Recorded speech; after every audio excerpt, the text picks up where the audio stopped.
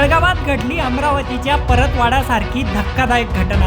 खासगी फोटो आणि video viral करण्याची धमकी देत तरुणीला केलं ब्लॅकमेलिंग। संशयित आरोपी तरुणाला पोलिसांनी केली अटक। जळगाव जिल्ह्यातील चाळीसगाव शहरात अमरावतीच्या परतवाडासारखीच तरुणींच्या फसवणुकीची एक धक्कादायक घटना उजेडात आली आहे। एका तरुणाने तरुणीशी मैत्री करत तिचे खासगी फोटो आणि व्हिडिओ काढले। नंतर ते व्हायरल करण्याची धमकी देत तिला शरीर सुखासाठी ब्लॅकमेलिंग केल्याचा प्रकार घडलाय। धक्कादायक बाब म्हणजे त्याने तरुणीला धमकी देत तिच्याकडून लाखो रुपये तसंच सोनंही घेतल्याचं समोर आलंय। हे सगळं प्रकरण अत्यंत गंभीर आहे। पोलिसांनी त्या तरुणाला अटक केली असून पुढील तपास सुरू आहे। व्हिडिओमध्ये पोलीस ज्या तरुणाला घेऊन जात आहे तोच या प्रकरणातील संशयित आरोपी आहे। यश महेंद्र जैन असं त्याचं नाव आहे।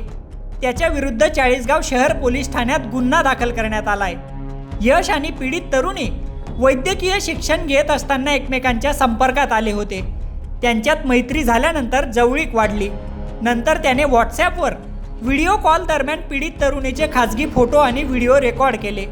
त्यानंतर हे फोटो आणि व्हिडिओ व्हायरल करण्याची धमकी देत तिला ब्लॅकमेल करायला सुरुवात केली। त्याने वेळोवेळी तरुणीकडून पैशांची मागणी देखील केली। तो एवढ्यावर थांबला नाही। तिला भेटण्यासाठी भाग पाडत त्याने शारीरिक संबंधाची मागणी केली।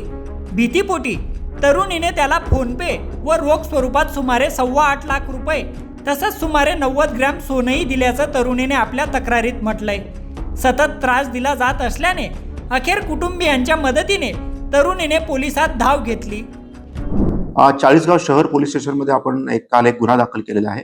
त्याच्यामध्ये एक एबीसी जी पीडित होती तिच्या ओळखीतलाच एक आरोपी आहे यश महेंद्र जैन यांचे त्यांनी म्हणजे आरोपीने पीडितेचे काही व्हिडिओज व्हायरल केले आणि तिला धमकी दिलेली आहे आणि त्यांचे काही प्रायव्हेट ॲक्ट त्याच्यामध्ये देखील त्यांनी शूट केलेले आहेत आणि असं सांगून त्यांनी जवळजवळ 8 लाखाचं पीडितेकडनं आतापर्यंत ब्लॅकमेल करून अशी वसुली केलेली आहे। तर त्याच्यामध्ये आरोपीला आपण अटक केलेली आहे। त्याच्याकडे जेवढे मोबाईल वगैरे होते ते देखील आपण जप्त केले। या प्रकरणी पोलिसांनी संशयित आरोपी यशला तात्काळ अटक केली। अटकेच्या कारवाईनंतर पोलिसांच्या प्राथमिक तपासात धक्कादायक माहिती समोर आली आहे। त्याच्या मोबाईलमध्ये इतर काही तरुणींचे आक्षेपार्ह फोटो आणि व्हिडिओ पोलिसांना मिळाले आहेत। त्याचा आईस्क्रीम पार्लर कॉलेज परिसरात असल्याचं समजतं।